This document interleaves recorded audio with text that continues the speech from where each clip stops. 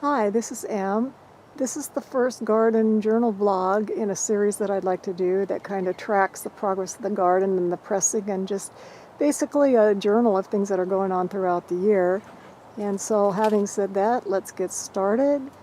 Today is February 14th, 2019, and it's probably somewhere in the upper 40s right now. The plants that I'm going to show you today have just undergone freezing temperatures and a deluge of rain, and this is the first nice day we've had in probably about a week, and so that's why I'm out here doing it now. So keep in mind when you see these plants, they have both been beaten down due to the weather, and there is no garden cleanup that's really happened, so you're kind of seeing things in the raw as they are in the winter without any beautifying, I guess you'd say. So let's get started. This first plant that I'm going to show you is kind of related to the buttercup family. It grows in, well, January, February. It's just coming on now, probably into March. And it has pretty, and you can't see it now, but it reminds me of a buttercup, except for the flowers have, you see how they are a little different shape than the buttercup, but otherwise they look exactly the same. They grow on this basal clump. They've got these heart-shaped leaves. They like, I guess you'd say, moist woodland-type soil. They are reputedly somewhat invasive. You'll find them growing along the side of the road, although this clump has been here for years and years, and it's really, there's just two little areas that we have them, and it really hasn't done much. So in this particular climate, they are perennial, but they're not overly invasive, and it is on the side of the road, so it is on public property. Another plant that makes an appearance in the late winter landscape is the hellebore, and I have two kinds. This is kind of a ruby color, and the flowers are beautiful. I did press them, so I will show you those as part of this sequence here. And I did do some barking and mulching the other day to kind of pretty this area up, since they're coming up and starting to bloom about now. And these haven't opened up yet, but they are just starting to happen. So look for those in your winter landscape. They are perennial. I've had this clump here for many, many years, and hopefully, while it hasn't gotten any bigger, hopefully it won't be getting any smaller. This is the other hellebore that I have. It's kind of a lime greenish yellow color, and it's kind of interesting to look at. Let's see if I can move this clump over for you so you can see the flowers a little bit better.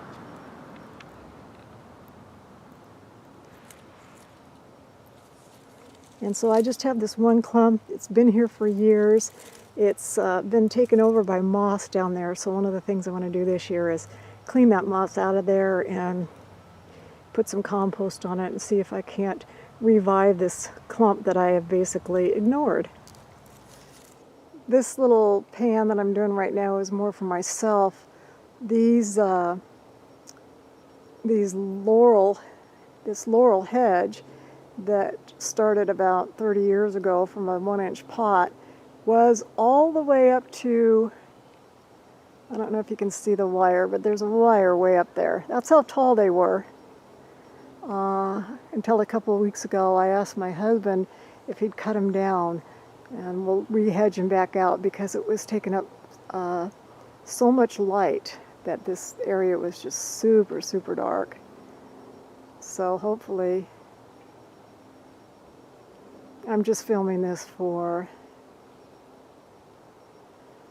well, it's a vlog. Here's what it looks like today, and then we'll see what it looks like 6 months from now. This is a Mediterranean heather. It's a pinkish color, and I love pressing these, especially the individual florets for miniature work. You can also press the clusters, and they're very interesting too. They hold their color for a really long time.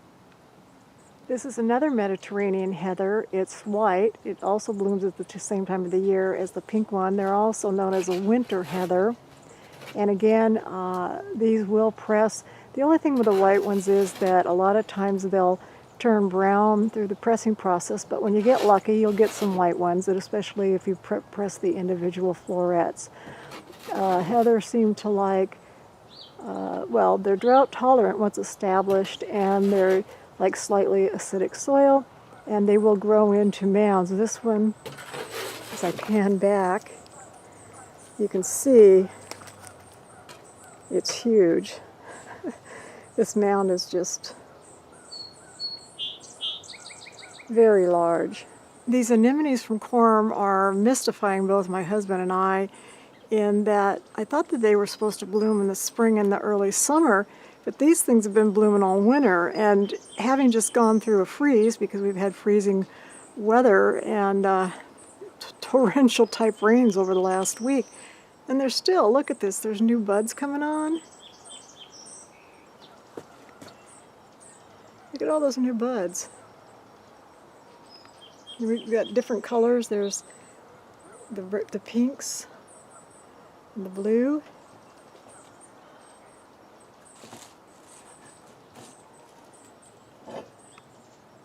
They press really well for the most part. Sometimes they can be a little challenging, and they're absolutely gorgeous. Look at how beautiful those are. Let's see if this one will show you better. Uh-oh. Oh, I broke it. Don't tell my husband. Don't tell my husband I did that. Well, I'll just take it with me. They grow from corms, and I'm not really sure what they like. I need to do some research, because these have been growing here for a couple of years, and these are in just baskets with that kind of, you know, this what do they call that? The corn husk shelves, really well drained. So I have to assume that they like really super well drained soil. And he puts compost on them. And he's always bragging about, oh, you're so jealous of my anemones. And I always tell him, yes, yes I am. I want to press them and I want to use them. And he says, keep your hands off of them. So I bought a bunch of my own corms this year, and I'm going to plant them, but so far none have come up. So we'll see how that goes. I just want to show you this sad little thing. This is a Mexican heather that I planted at the beginning of last year. And it went all through the year and never flowered. And then finally this winter, and then of course this is the Oregon coast, so we have mild winters, it flowered, and I have been picking them for pressing, so I will show you what the pressed flowers look like. But this freezing weather, a couple of days below 32, look what it's done to them.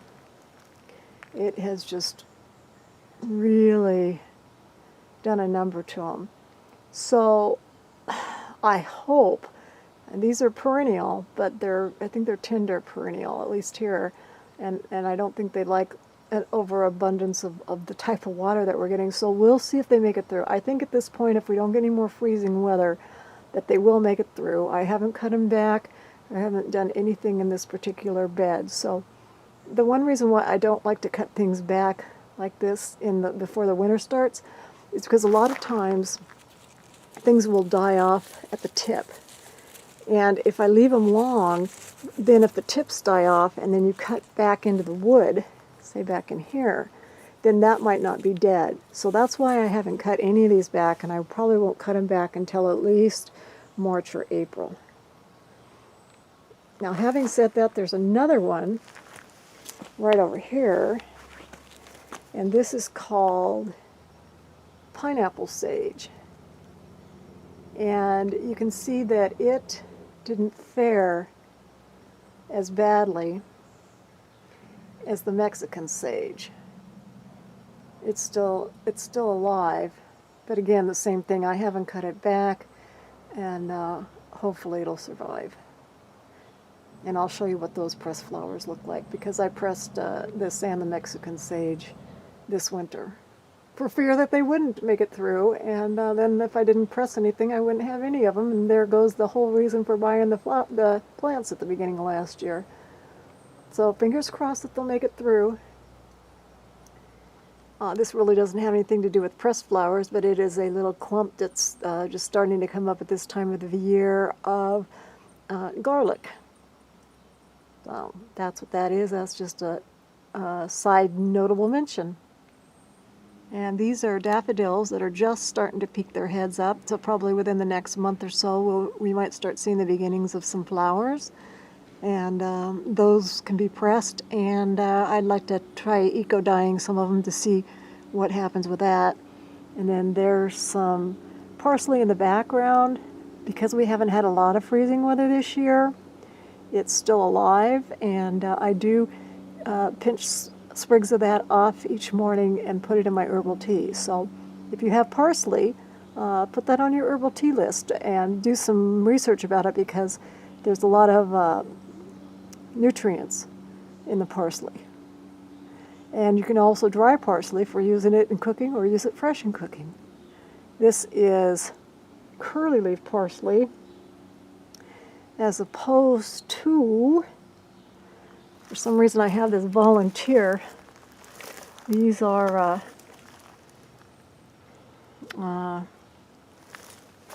strawberries, as opposed to this guy, which I didn't plant that there, so I'm not sure how it got there. Parsley will volunteer themselves, and I assume that's how it got there. This is flat leaf parsley. This is a clump of perennial chamomile leaves. The flowers get little kind of daisy-like in the summer, and I'll show you what those look like later when they come on. And it kind of smells like it has a green apple smell. And again, this is another floral that is really good for herbal teas. It's reputed to have a calming effect, and I love to have the chamomile in my garden for the herbal tea, especially in the evening when I want something to mellow me out. This is a mini fuchsia called Isis, and you can see the little red flowers on here, or I guess you'd say pink. See how cute they are? And the flowers and the leaves will press. This particular, it's the only one I have, this particular bush has been here for about 20 years, and thankfully it makes it through the winter. And I just cut it back every once in a great while, and otherwise I let it do its thing. And the hummingbirds absolutely love this bush. I haven't seen them around very often, but if you can find one and it'll grow in your area, they're well worth the effort, and they're evergreen. This particular clump is alpine lady's mantle, and these leaves are absolutely wonderful to press, and you can press them any time of the year.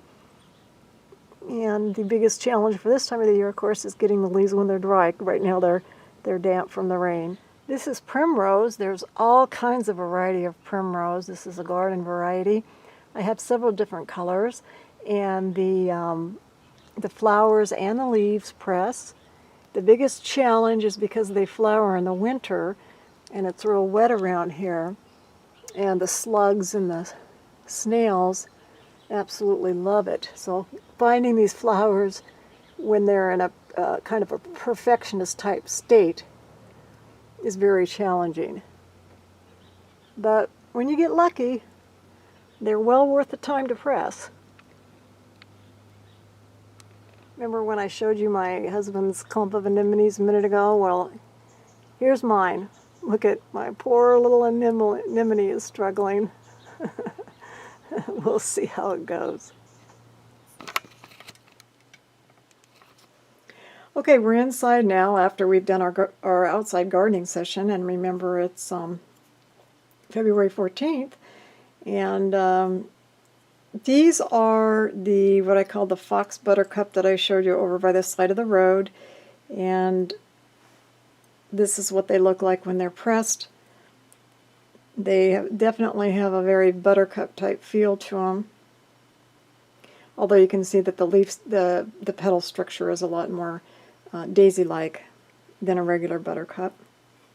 The leaves are kind of sheer once they're pressed, and they're kind of glossy.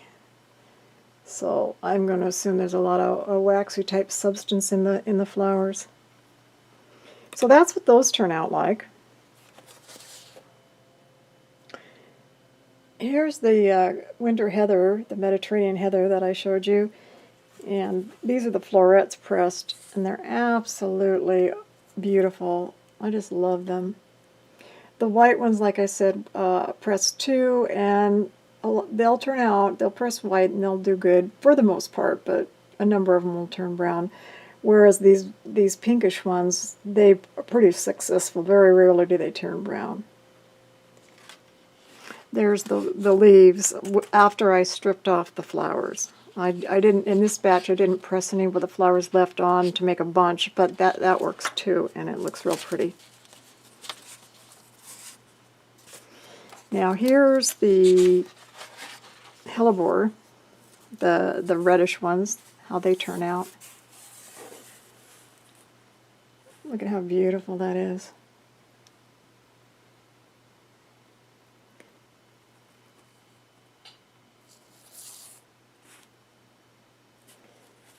There's the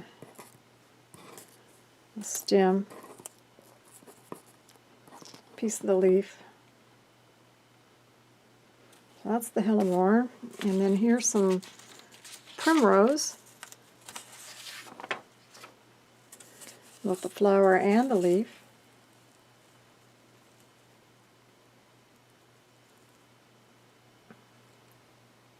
What I love about the primrose is the centers are so gorgeous.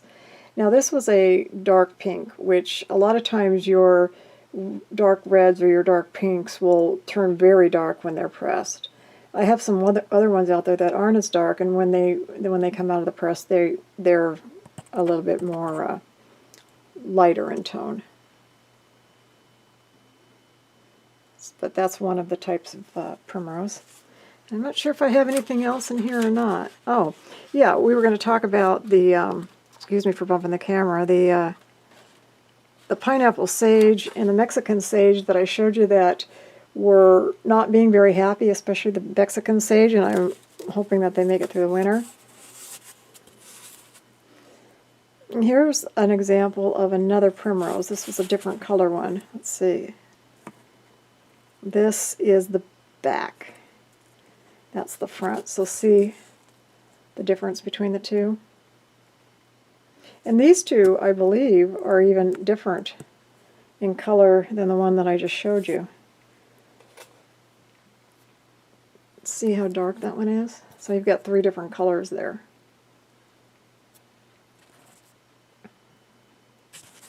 This is the Mexican sage. It holds their color for years and years, as does the pineapple sage, and it's just gorgeous. It's got this kind of, got these little fine hairs on it. It's got a really interesting texture. It feels like, oh, I'm not sure how to describe it. I'll think of it when I'm not off camera. And then here's the pineapple sage. And what I would like about the pineapple sage is when you need this kind of elongated, what do I want to call it?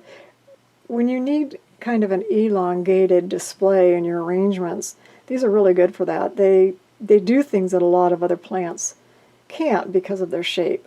And so I'll use the individual florets as well as the clumps. This guy's there, let's move that off to the side, as well as the clumps. And then here's some of the foliage attached to the Mexican sage. So that's what those look like. And so you can see why I would be very disappointed if they don't make it through the winter. So please, please, please. And I think that's really about all I had in the press going on right now. There's just some more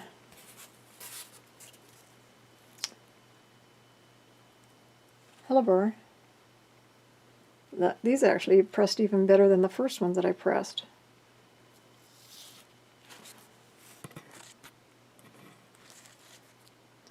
But yeah, look at, yeah, beautiful. Okay, like I mentioned in my introduction, I'm going to try to do my introduction video, which was separate from this one. I'm going to try to do a garden vlog throughout the year, probably one every other month until the late spring and summer when there's a lot going on. That'll be similar to this. It'll focus on, what is the highlight of growing in the garden right now, what do they look like when they come out of the press, and then any other supplemental information that hopefully you'll find interesting. And then it will focus more on things that I press, things that I grow for dryables, which isn't nearly as many things as for the press, and then some herbs that I use for herbal tea. So those are my three main areas of interest, is flowers for pressing, flowers for tea, or herbs for tea, and then the for drying. So having said all that, again, thank you very much. Stay tuned for a playlist called Garden Journal Vlog, and you have a wonderful day.